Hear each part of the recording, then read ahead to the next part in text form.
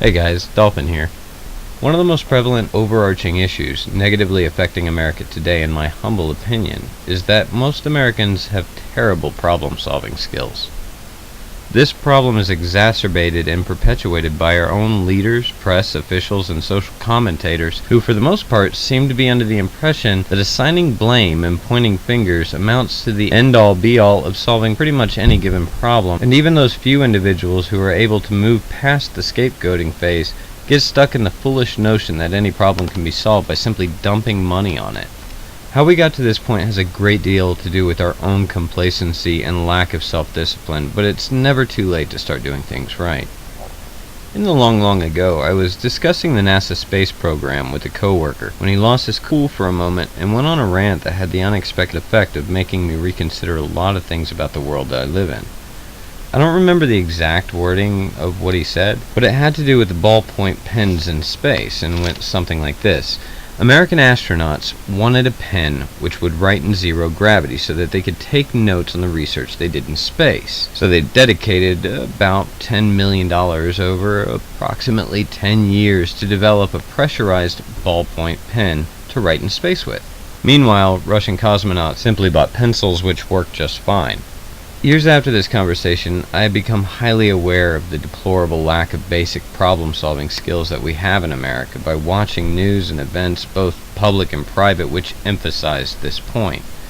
I watched Democrats blame Bush for economic collapse just before voting to bail out banks on public tax dollars. I watched Republicans blame Democrats for a failed war that they themselves started. I watched politicians blame foreign leaders for problems caused by American foreign policies, religions blame extremists, feminists blame men for all the troubles women face, police blame cell phone cameras for crime, media officials blame politicians for spreading disinformation, and a myriad of other instances of often hypocritical finger-pointing and blame-shifting.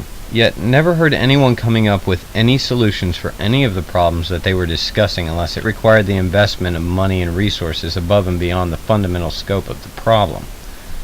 Not wanting to follow in these footsteps, I decided to make this video with a different purpose, to actually solve the problem, and here's the kicker, at no additional cost to anyone. The problem is that we have bad problem-solving skills. Currently, we have a 3 or 4 step process, depending on which one you use, for dealing with our issues, and it follows a pattern similar to this. Step 1. Identify the problem. Step 2. Identify the culprit and assign blame. Step 3. Vilify and decry the scapegoat. Demand that anyone who wishes to have credibility denounce the scapegoat publicly. Punish, and create insulting memes. Step 4. Identify the next problem before anyone notices that the first problem still exists. When we're not using that method to solve our problems, we tend to use this one. Step 1. Identify the problem. Step 2. Deny culpability and virtue signal in the classic Captain Hindsight fashion. Step 3. Display publicly how much money you are going to dump on this problem to make it go away. And that's it. That's the end of the second method. And we wonder why nothing ever gets solved. Like I said, I want to solve this problem, so I followed my own process in making this video, which I want to show you, and it goes something like this. Step 1.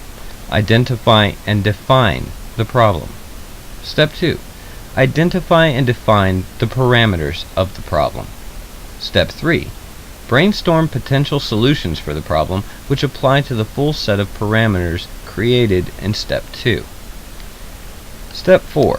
Narrow the potential solutions by the standards of effectiveness, efficiency, and practicality. Step 5. Implement the best solution first and determine if the problem is solved. Step 6.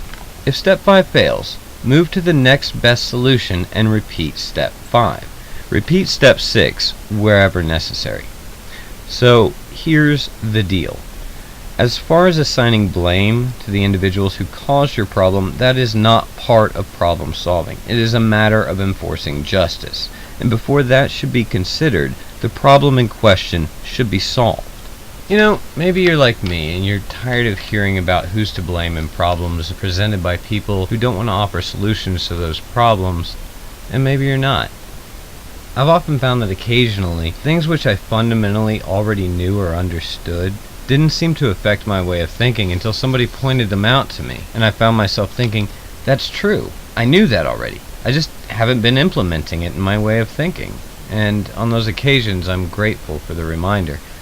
Hopefully I've given you something relevant to consider.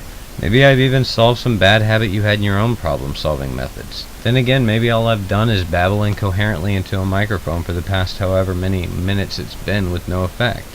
In any case, at the very least, I am attempting to do something I find lacking in America today. I am attempting to solve a problem with an actual attempt at problem solving. This has been Dolphin Radio, broadcast on a frequency too high for humans. Signing out.